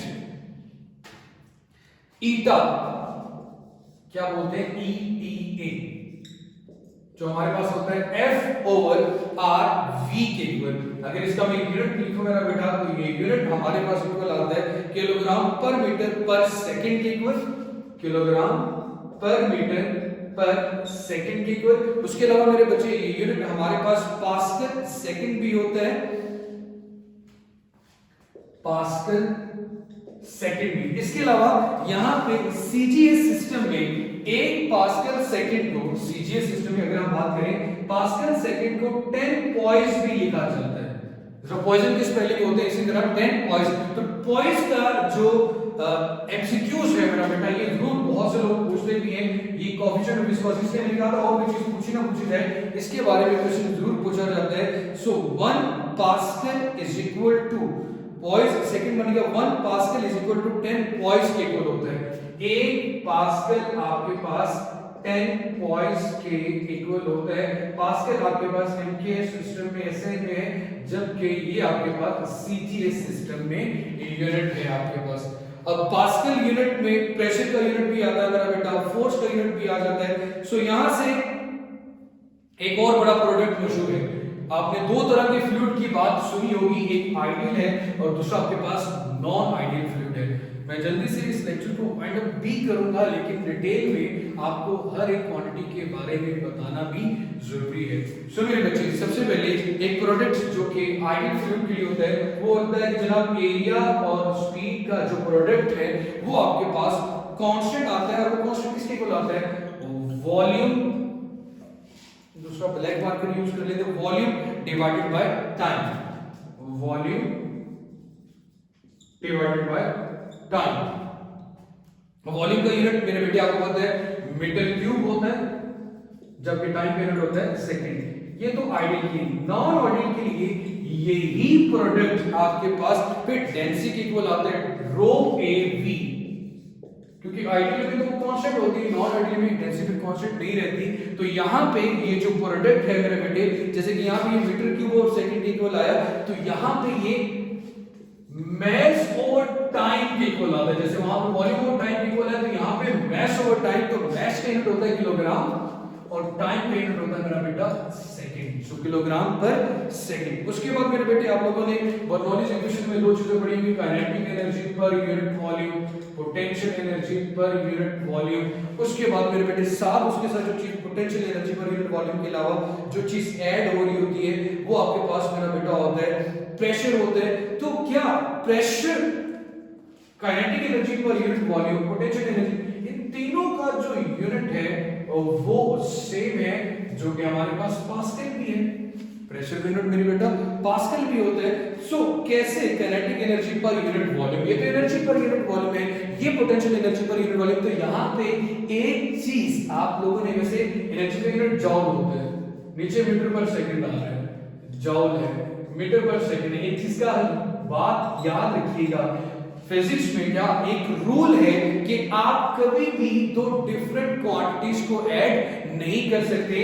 मैं वेट में मैस को कभी भी ऐड नहीं कर सकता, सेम डायमेंशन वाली क्वांटिटीज को ही ऐड किया जा सकता। आपकी फिजिक्स में जितनी भी इक्वेशंस हैं जिनमें प्लस और माइनस आ रहा है, उन सब के डायमेंशन, उन सब के यूनिट्स क्या होते हैं, same. Kinetic energy per unit volume भी प्रेशर है, potential energy per unit volume भी प्रेशर का ही यूनिट है। जैसे कि मेरे बेटे एक इक्वेशन जो कि आपके सामने लिखी होती है, speed of the sound in air की v2 v0 + 0.6 t। तो यहां पे बज़ाहिर हमें नजर टेंपरेचर आ रहा होता है, लेकिन जब आप इसकी डायमेंशन निकालेंगे तो इसका यूनिट भी मेरे बेटे आपके पास क्या आ रहा होगा, मीटर पर सेकंड। एक और चीज मेरे बेटे, आप जैसे कि मैंने कहा वेट में मैस ऐड नहीं कर सकते, आप वेट में फोर्स ऐड कर सकते हो, वेट भी एक फोर्स है। आप इसमें टेंशन ऐड कर सकते हो, टेंशन भी एक फोर्स है। आप इसमें फ्रिक्शनल फोर्स ऐड कर सकते हो, वो भी एक फोर्स है। तो सेम क्वांटिटी सारी ऐड की जा सकती है, दूसरी किसी किस्म की कोई क्वांटिटी ऐड नहीं की जा सकती। तो अब मेरे बेटे हम चैप्टर नंबर 7 की बात करते हैं। चैप्टर नंबर 7 में ऐसे कुछ खास वैल्यूज नहीं है, हाँ, लेकिन चैप्टर नंबर 7 में स्प्रिंग कांस्टेंट है के, जो कि हमारे पास F/x के इक्वल होता है, और उसका यूनिट हमारे पास बनता है मेरा बेटा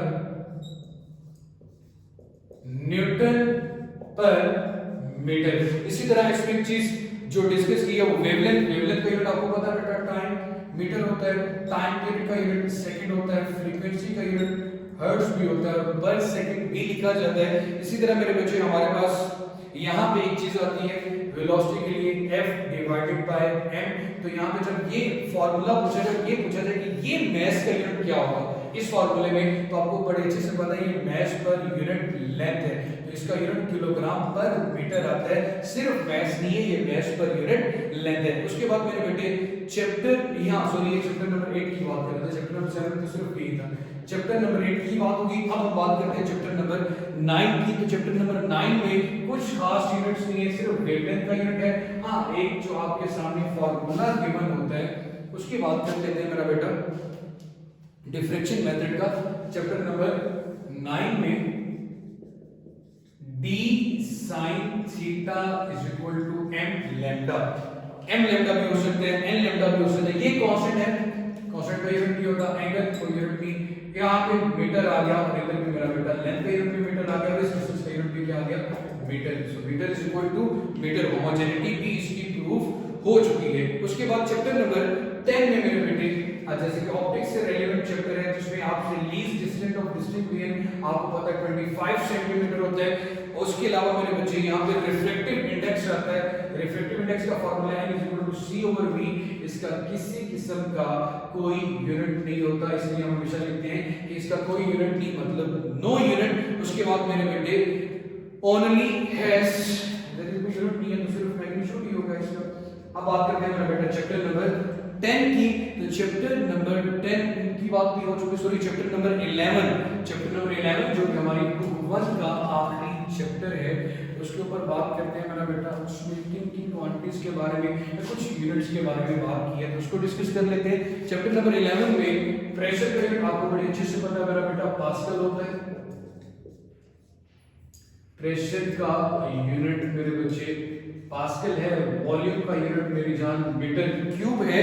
जबकि मेरे बच्चे आपके पास जो वेपर कांस्टेंट आता है उसका यूनिट आपके पास जॉल पर मोल पर, आइडियल गैस कांस्टेंट की पहले बात कर लेते हैं। जॉल पर मोल पर केल्विन इसका यूनिट आ गया। उसके बाद मेरे बच्चे हमारे पास बोल्ट्जमैन कांस्टेंट आता है।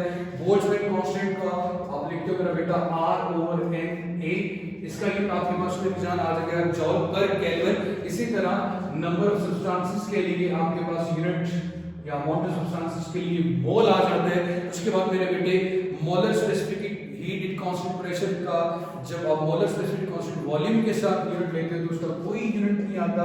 Gamma CP/CV with no unit, जैसे कि रिफ्रैक्टिव इंडेक्स में कोई यूनिट नहीं आया था। इसी तरह मेरे बच्चे हमारे पास एक फार्मूला आ जाता है हमारे पास स्पेसिफिक हीट कैपेसिटी का, जो कि हमारे पास इक्वल होती है C ओवर या del Q over del T, M del T और N del T भी लिख सकते हैं। Specific heat C Q over M del T भी लिखते हैं, Q over N del T भी लिखते हैं। इसके रीजन क्या है मेरे बेटे? पहले तो मैं इसको लिख सकता हूं del T का मतलब आप यहाँ पे del T टाइम नहीं बल्कि टेम्परेचर की बात कर रहे होते हो। सो टेम्परेचर में यहाँ पे एनर्जी का हीट है जॉल आएगा, मैस में किलोग्राम और केल्विन आ गया। लेकिन n जब आएगा तो अगर आपके पास क्वांटिटी ऑफ मेटल मैस में तो केजी और नंबर में तो मोल, तो मोलर स्पेसिफिक हीट या इसकी स्पेसिफिक हीट कैपेसिटी के दो यूनिट हो सकते हैं, जॉल पर किलोग्राम पर केल्विन और जॉल पर मोल पर केल्विन। इसी तरह मेरे बेटे आपके पास एक कॉन्सेप्ट आ जाता है लेटेंट हीट का। लेटेंट हीट क्या होती है? Heat per unit mass L से रिप्रेजेंट करते हैं Q ओवर M, तो Q का यूनिट जॉल और मैस का यूनिट किलोग्राम होता है। उसके बाद मेरे बच्चे हमारे पास यहाँ पे एंट्रोपी आ जाती है। एंट्रोपी के लिए फार्मूला होता है Q ओवर T, तो ये आपके पास आ गया जॉल पर केल्विन। तो इन दोनों में जरा बहुत सी कंफ्यूजन पाई जाती है, बहुत से लोग इसको इक्वल लिख लेते हैं। ये मेरे बेटे आपके पास एंट्रोपी है और ये आपके पास लेटेंट हीट है। एक जॉल पर किलोग्राम है और एक जॉल पर केल्विन है। एक मैस है और दूसरा आपके पास मेरा बेटा टेम्परेचर है, जिनको आपने इकट्ठा या सेम नहीं कर देना। उसके बाद मेरे बेटे हीट के लिए या हीट कैपेसिटी के लिए Q ओवर T, उसका यूनिट भी सेम ही आता है। हीट कैपेसिटी के लिए Q ओवर T जॉल पर केल्विन, तो ये भी इसके साथ सेम क्वांटिटी आ गई। ये तो मेरा बेटा हमारी होगी बुक नंबर 1, जिसके 11 चैप्टर के एमसीक्यूज कर लिए।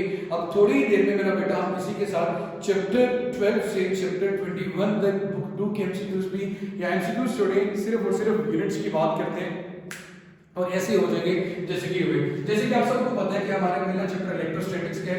करंट इलेक्ट्रिसिटी में करंट का यूनिट कंपेयर है, कुछ खास क्वांटिटीज नहीं, लेकिन फिर भी थोड़ा सा हल्का सा रिकॉल करवाता जाऊंगा। और इसी तरह हमारे एक लेक्चर में पूरे 21 चैप्टर के बारे में हाउ नाउ जो कि स्पेशली यूनिट्स और क्वांटिटीज के बारे में वो हो जाएगी। तो चैप्टर नंबर 12 में सबसे पहले तो मेरा बेटा आप जो चीज पढ़ते हैं वो जनाब क्या होती है? कूलम्ब्स कांस्टेंट है, जो कि हमारे पास 1/4 पाई एप्सिलॉन नॉट के इक्वल होता है, जिसकी वैल्यू 9 मल्टीप्लाई बाय 10 रेज़ की पावर 9 न्यूटन मीटर स्क्वायर पर कूलम्ब स्क्वायर होती है। Epsilon not permittivity of free space को कहते हैं, जिसकी वैल्यू 8.85 मल्टीप्लाई बाय 10 रेज़ की पावर -12 कूलम्ब स्क्वायर पर न्यूटन मीटर स्क्वायर होती है। उसके बाद मेरे बच्चे यहाँ पे इलेक्ट्रिक फील्ड इंटेंसिटी या इलेक्ट्रिक फील्ड के बारे में पढ़ते हैं। Force per unit, test charge newton per coulomb इसका यूनिट होता है। वोल्ट पर मीटर भी इसका यूनिट होता है, क्योंकि पोटेंशियल ग्रेडियंट में E = del V over del R पढ़ते हैं, तो इसका यूनिट वोल्ट पर मीटर भी होता है। उसके बाद मेरे बच्चे यहाँ पे एक जो रिलेटिव परमिटिविटी की बात करते हैं, परमिटिविटी ऑफ मीडियम का जब कंपैरिजन किया जाता है परमिटिविटी ऑफ फ्री स्पेस के साथ, तो इसका कोई यूनिट नहीं आता, नो यूनिट हमारे पास आ गया। उसके बाद मेरे बच्चे इस चैप्टर में आप लोग इलेक्ट्रिक पोटेंशियल भी पढ़ते हो। V = W/Q जॉल पर कूलम्ब इसका यूनिट पड़ता है। यहाँ पे एनर्जी को कैलकुलेट करना तो QV जॉल भी एनर्जी का यूनिट आता है और इलेक्ट्रॉन वोल्ट भी एनर्जी का यूनिट आता है। अब एक रिलेशन आप लोगों ने चूंकि याद रखना है कि 1 इलेक्ट्रॉन वोल्ट इक्वल होता है 1.6 10⁻19 कूलम के, और एक कूलम इक्वल होता है 6.25 मल्टीप्लाई बाय 10⁻18 इलेक्ट्रॉन वोल्ट के। सो ये एक रिलेशन की एमसीक्यूज इवन के स्पेशली बोर्ड के पेपर में शॉर्ट क्वेश्चन में भी क्वेश्चन बार बार पूछा गया है। उसके बाद मेरे बेटे हमारे पास कैपेसिटेंस का फार्मूला होता है जी Q/V, इसको 1 फेरेड इक्वल होता है 1 कूलम/1 वोल्ट के। यहाँ पे बड़ा इंपॉर्टेंट एमसीक्यूज भी बन जाते हैं, इसको कूलम पर वोल्ट भी लिखते हैं, देन इसके बाद कूलम पर वोल्ट 1 फेरेड के इक्वल आ गया। एक कैपेसिटेंस का फार्मूला ये भी होता है C is equal to A epsilon naught over D। यहां से अगर आप ये चीज कैलकुलेट करना चाहते हैं कि परमिटिविटी ऑफ फ्री स्पेस का यूनिट C, D इधर आके मल्टीप्लाई हुआ, A इधर आके डिवाइड हुआ, एप्सिलॉन नॉट का मैंने यहां से यूनिट निकाल लिया, C की जगह पे लिख लिया फेरेड, डिस्टेंस की जगह पे लिख लिया मीटर, A की जगह पे लिख लिया मीटर स्क्वायर, स्क्वायर और मीटर कैंसिल हुए तो फेरेड पर मीटर आपके पास परमिटिविटी ऑफ फ्री स्पेस का यूनिट आ गया। सिमिलरली मेरे बच्चे हम एक चीज हमेशा से जानते हैं, ये चीज क्वेश्चन आपसे बार बार पूछा भी गया होगा, the product of RC is equal to T time और सॉरी कैपेसिटेंस और रेजिस्टेंस का प्रोडक्ट टाइम कांस्टेंट इक्वल होता है कैपेसिटर के अंदर। सो इसको इस तरह से भी बोर्ड के पेपर में पूछा जाता है, एमसीक्यूज में भी पूछा जाता है, ohm farad is equal to second, ohm farad is equal to second. So मेरे बच्चे ये क्वेश्चन इस तरह से पूछा गया। ये चैप्टर नंबर 12 था जिसकी सबसे ज्यादा थी चीजें तो मैंने आप लोगों को बता दी। अब हम चैप्टर नंबर 13 की बात करते हैं। सो आज इंशाल्लाह आपको फिजिक्स के साथ केमिस्ट्री, मैथ्स इन सब के लेक्चर्स भी साथ साथ मिलते जाएंगे। सो मेरा बेटा आप लोगों ने अपना फीडबैक हमें जरूर देना है। रजिस्ट्रेशन के लिए आपने मेरे गिवन नंबर पे कांटेक्ट करना है या फिर मेरा बच्चा आप लोगों ने जो फॉर्म है लिंक में उसको फिलअप करना है। तो हम चैप्टर नंबर 13 में जाते हैं। तो चैप्टर नंबर 13 में कुछ इतना मुश्किल नहीं है, बहुत आसान है। रेजिस्टेंस है तो रेजिस्टेंस को एक मेरा बेटा सबको पता है कि ओहम होता है। रेजिस्टेंस के बाद हमारे पास रेजिस्टिविटी आ जाती है, या रेजिस्टेंस के बाद अगर कंडक्टेंस की बात करें 1/R, इसको हम ओहम इनवर्स भी लिख सकते हैं, या फिर इसको मोहो भी लिखा जा सकता है, या इसको साइमन भी लिखा जा सकता है, रेसिप्रोकल ऑफ रेजिस्टेंस। इसी तरह मेरा बेटा हमारे पास रेजिस्टिविटी आ गई, स्पेसिफिक रेजिस्टेंस भी से कहते हैं। इसका यूनिट मेरा बेटा आपके पास ओहम मीटर होता है। रेजिस्टिविटी के बाद मेरे बेटे हमारे पास एक कंडक्टिविटी भी होती है जो कि रेजिस्टिविटी का रेसिप्रोकल है। तो फिर ये ओहम मीटर है तो ये ओहम मीटर इनवर्स भी हो सकती है। इसी तरह इसको मेरा बेटा साइमन इनवर्स भी लिखा जा सकता है। तो ये हमारे पास चैप्टर नंबर 13 में कुछ यूनिट्स आ गए। इसी तरह temperature coefficient of resistance alpha, इसका यूनिट पर केल्विन होता है। उसके बाद मेरे बच्चे हमारे पास ईएमएफ और पोटेंशियल डिफरेंस को इसमें मेजर किया जाता है। ईएमएफ और पोटेंशियल डिफरेंस के दोनों एक ही बात, एक बैटरी की ईएमएफ है, दूसरा टर्मिनल पोटेंशियल डिफरेंस है, तो दोनों का यूनिट वोल्ट ही होता है। इसी तरह मेरे बेटे अगर हम बात करें ड्रिफ्ट वेलोसिटी, तो जनाब वेलोसिटी जैसे मर्जी हो, चाहे वो ड्रिफ्ट वेलोसिटी हो, कोई भी वेलोसिटी हो, तो फार्मूला चाहे उसका आपके पास मेरा बेटा कुछ इस तरह का लिखा होता है I/NEA या I/नियर कर दे, लेकिन जहां भी एक चीज आपने मेरे बच्चे याद रखनी है कि इसका यूनिट मीटर पर सेकंड ही होगा। तो ये हमारा चैप्टर नंबर 13 हो गया। अब मेरे बेटे हम चैप्टर नंबर 14 के बारे में बात करते हैं। इसको मैं रेज कर देता हूं। अब इसका स्क्रीनशॉट ले लेंगे, मैं स्क्रीनशॉट ले लिया, स्क्रीनशॉट ले। अब हम बात करते हैं चैप्टर नंबर 14 की। सो चैप्टर नंबर 14 में अगर बात की जाए तो चैप्टर नंबर 14 में सबसे पहले मैग्नेटिक फील्ड B = F/IN। भाई साहब ये चीज याद रखिएगा, इसको फील्ड भी कहा जाता है, इसको मैग्नेटिक फील्ड इंटेंसिटी भी कहते हैं, इसको मैग्नेटिक फील्ड इंडक्शन भी कहा जाता है, इसको मैग्नेटिक फील्ड डेंसिटी भी कहा जाता है। इसका यूनिट मेरा बेटा आपके पास टेस्ला होता है। यहां से यूनिट निकालो तो न्यूटन पर एम्पेयर, करंट के लिए एम्पेयर, लेंथ के लिए मीटर इनवर्स।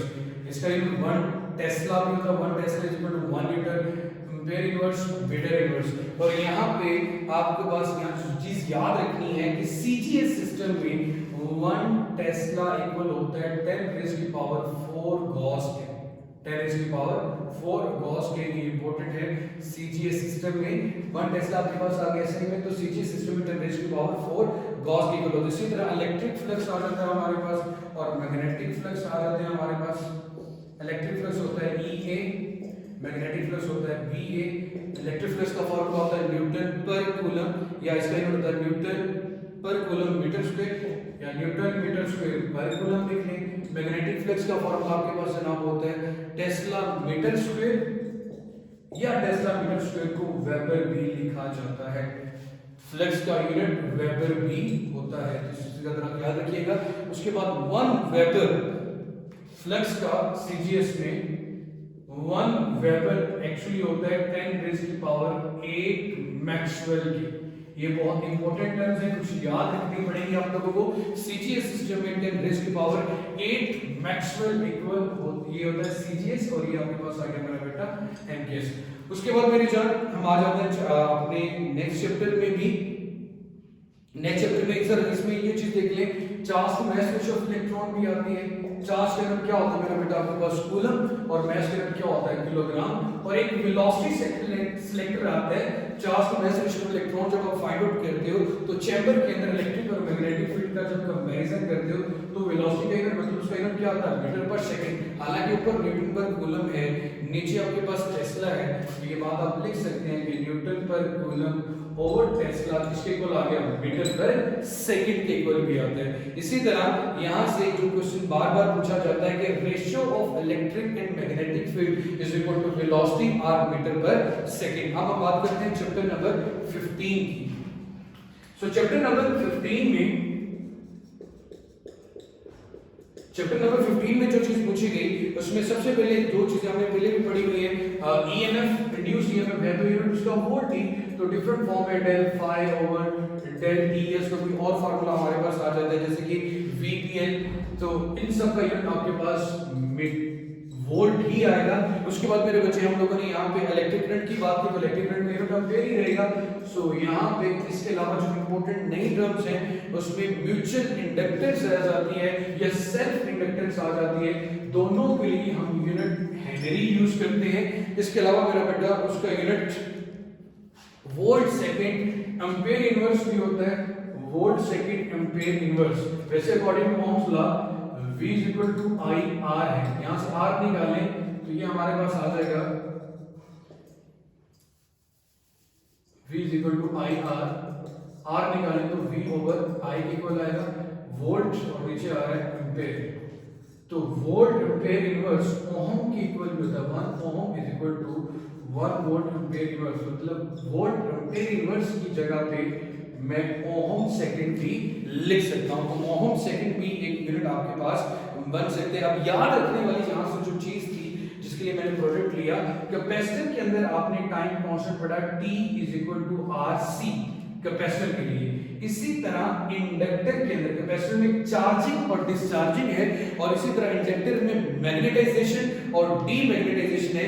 इसका time constant inductance L over R के इक्वल होता है। ये चीज आपने याद रखनी है, ये इंडक्टर के लिए है टाइम कांस्टेंट और ये आपके पास हमारा का कैपेसिटर के लिए। अब इसके यूनिट आप लोगों को पता ही होना चाहिए मेरा बेटा, इंडक्टेंस के लिए हेनरी अभी हमने बात की, यहाँ पे ओम आ जाता है। सो उसके अलावा मेरा बेटा इस चैप्टर में एक कंडक्टिविटी इसकी बात हो चुकी है, रेजिस्टिविटी की बात हो चुकी है, एक कांस्टेंट है परमेबिलिटी जो हम भूल गए, जो कि हमारे पास होता है 4 पाई मल्टीप्लाई बाय 10⁻⁷ वेबर पर वेबर एम्पीयर इनवर्स पर metre inverse.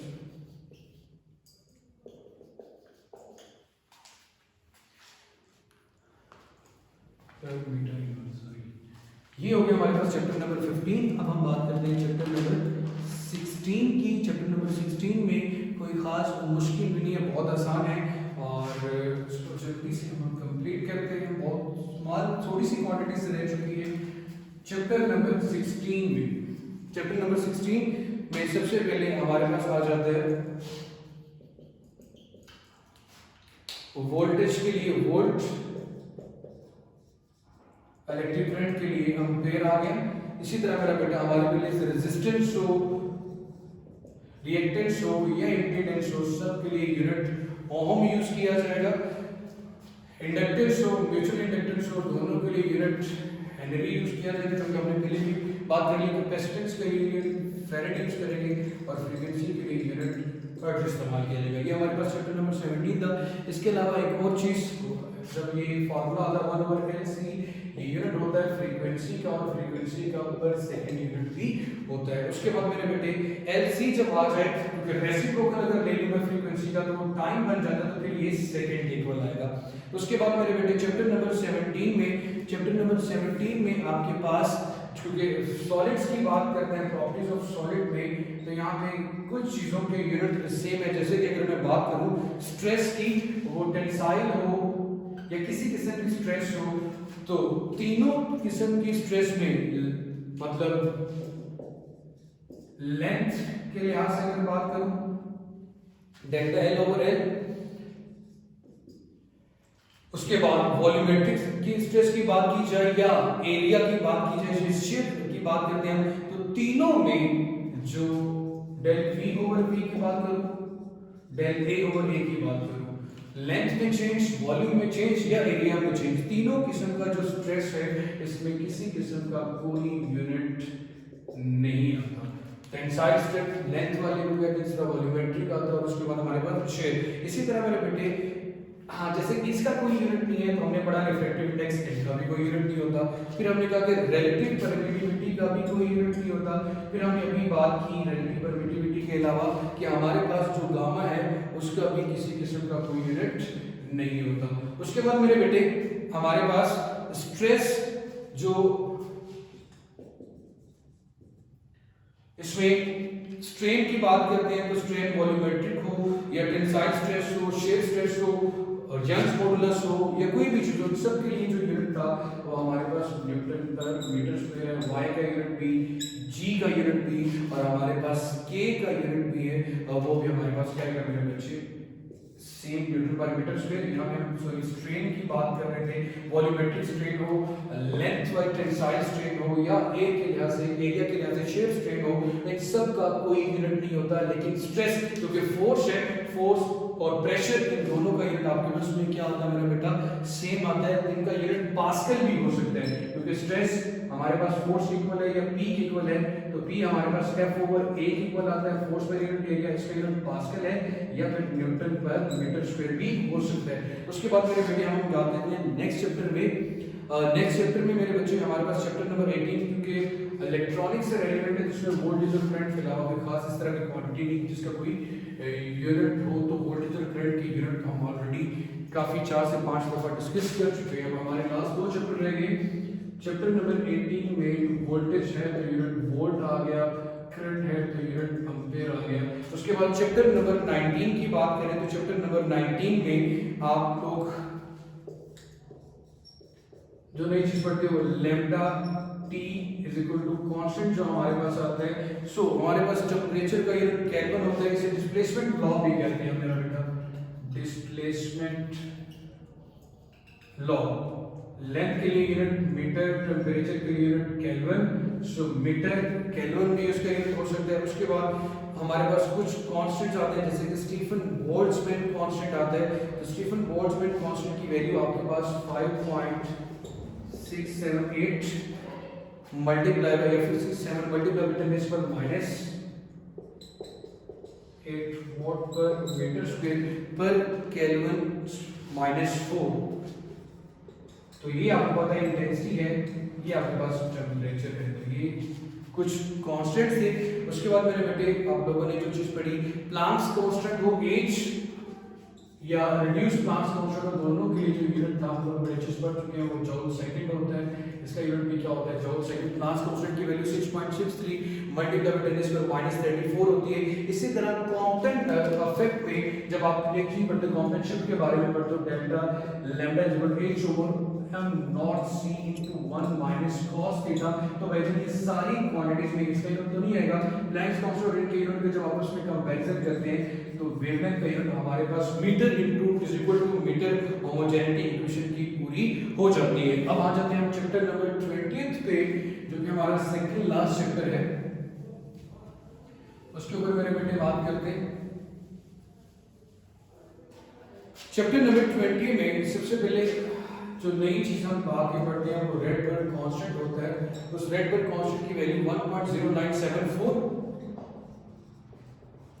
Multiply by 10⁷ metre inverse होती है। ये मेरे बच्चे आप लोगों को पता होना चाहिए। उसके बाद मेरे बेटे यहाँ पे एक्सरेज के टॉपिक में जब आप दो चीजों के बारे में पढ़ते हो, एक फ्रीक्वेंसी मैक्सिमम और वेवलेंथ मिनिमम का जो यूनिट बढ़ते हैं, फ्रीक्वेंसी मैक्सिमम के लिए EV/H और इसके लिए फिर इसका उलट हो जाता है HC/EV। ये दो चीजें नहीं आती हमारे पास। उसके अलावा चैप्टर नंबर 21 में जब आप एक नई क्वांटिटी के बारे में पढ़ते हो, फैमिली ऑफ न्यूक्लियस के बारे में पढ़ते हो, तो फिर जाके आप क्वांटिटी के लिए मैथ्स का दूसरा नया यूनिट लिए एटॉमिक मास यूनिट, जिसे आप 1/12 मास ऑफ 1 कार्बन एटम भी कहते हो। उसके बाद यहाँ पे दो चीजें बड़ी होती हैं, एक होता है बेटा रेडियो एक्टिविटी और दूसरी चीज हमारे पास आती है मेरा बेटा रेडिएशन एक्सपोजर। रेडियो एक्टिविटी अगर अल्फा बीटा और गामा तीनों रेडिएशन एमिट हो रही है तो इस प्रोसेस को हम रेडियो एक्टिविटी कहते हैं, और यही एब्जॉर्ब हो रही है उसे रेडिएशन एक्सपोजर कहते हैं। तो रेडियो एक्टिविटी के यूनिट्स में आपके पास एटॉमिक मास का 1 AMU, इसकी वैल्यू याद रखनी है, हमारे पास होती है equal 6 1 atomic mass unit 1.66 multiply by 10⁻⁻27, क्योंकि जब आप इलेक्ट्रॉन प्रोटॉन और न्यूट्रॉन के मैसेस निकालते हो तो केजी बहुत लार्ज यूनिट है, उसके लिए हम एटॉमिक मास यूनिट लेते हैं। उसके बाद मेरा बेटा हमारे पास यहाँ पे रेडियो एक्टिविटी का जो SI यूनिट है वो बेकरेल होता है। हेनरी बेकरेल के नाम से इसका यूनिट रखा गया है, और 1 बेकरेल एक्चुअली इक्वल होता है मेरा बेटा 1 D/SG। अब D/S के डिसइंटीग्रेशन पर सेकंड। इसी तरह 1 रदरफोर्ड हमारे पास इक्वल आता है मेरा बेटा 1 RF। ये भी यूनिट है किसका, रेडियो एक्टिविटी का, लेकिन वो 10⁻⁶ डिसइंटीग्रेशन पर सेकंड आता है। डिसइंटीग्रेट होना, जब आपके पास कोई रेडियो एक्टिव एलिमेंट डिके हो रहा होता है उसको हम कहते हैं डिसइंटीग्रेशन पर सेकंड। और 1 CR आपके पास जो कि अपने बुक में नहीं होगा, RF लिखा होता है, ये आपके पास मेरे बच्चे को आता है 3.7 मल्टीप्लाई बाय 10⁻10 डिसइंटीग्रेशन पर सेकंड। ये रेडियो एक्टिविटी के यूनिट्स आ जाते हैं। अब लास्टली जो हम बात करने जा रहे हैं मेरा बेटा वो रेडिएशन रेडियो एक्टिव एक्सपोजर की बात करते हैं। इसके लिए मेरे बेटे जो यूनिट यूज किया जाता है वो ग्रे यूज किया जाता है, या सॉरी सिल्वर भी इसके लिए यूनिट यूज करते हैं। तो सबसे पहले इसका जो फार्मूला होता है D/E/m आता है, और इसलिए आज अगर एनर्जी का यूनिट देखो, ऊपर एनर्जी है नीचे मास है, तो यूनिट तो क्या बन गया जॉल पर किलोग्राम। लेकिन यहाँ पे जॉल पर किलोग्राम को हम सीधे इसमें ग्रे भी कहते हैं, और ये टर्म आपने हमेशा याद रखनी, एक ग्रे जो हमारे पास इक्वल होता है वो 100 RAD की इक्वल भी होता है, लेकिन RDE नहीं। आपने जो चीज याद रखनी मेरा बच्चे वो यही है कि 1 सिल्वर्ट SILVERT 1 SV इक्वल होता है हमारे पास मेरा बेटा 100 REM के 100 REM। यही एक लास्ट पॉइंट था जो बुक पे नहीं लिखा हुआ। 1 सिल्वर्ट बहुत इंपॉर्टेंट है, ये SI यूनिट है। बाकी सारे दूसरे सब यूनिट्स हैं रेडियोएक्टिव एक्सपोजर का, बेकरेल यूनिट है रेडियो एक्टिविटी का, रदरफोर्ड और CR उसके दूसरे यूनिट्स हैं। होपफुली थोड़ा आप थक भी गए होंगे, तो काफी लेंथी लेक्चर था। इस लेक्चर में हमने पूरे 21 चैप्टर के बारे में हर कांस्टेंट की, हर यूनिट की, डायमेंशन की बात कर ली। होपफुली आपको लेक्चर पसंद आएगा इंशाल्लाह। और अगर कोई क्वेश्चन पूछना हो तो वीडियो के एंड पे जरूर पूछेगा, और अभी तक आपने चैनल सब्सक्राइब नहीं किया हुआ तो MMA नज़ीर चैनल को जरूर सब्सक्राइब कर ले। खुश रहें, आबाद रहें, अल्लाह ताला आप सबका हामी नासिर हो। अल्लाह हाफिज़।